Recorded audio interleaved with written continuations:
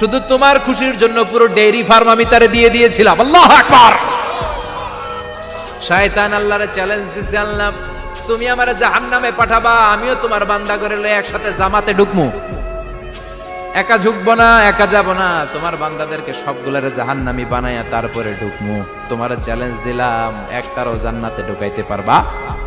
আল্লাহকে তুই আমারে চ্যালেঞ্জ দিলি? আমি তো সব রাজার বড় রাজা, মহারাজা, আমারে চ্যালেঞ্জ দেশ, এত সাহস পাইলি কই? তুই আজীবন ওয়াসওয়াসা দিয়ে পাপ কাজ করাবি, একদিন তাফসীর মাহফিলে এসে আমার বান্দা ক্ষমা চাবে, আমি মাফ করে দেবো, তুই কি করবি? আজীবন অন্যায় করবে, আজীবন পাপ করবে, জুলুম করবে, একদিন চোখের পানি ছেড়ে আমার কাছে কান্নার মতো কান্না করলে আমি সব গুনাহ মাফ করে দেব।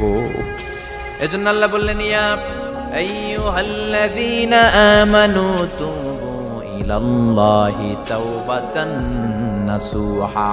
ভুল করেছো, তওবা করো, মাফ করবে।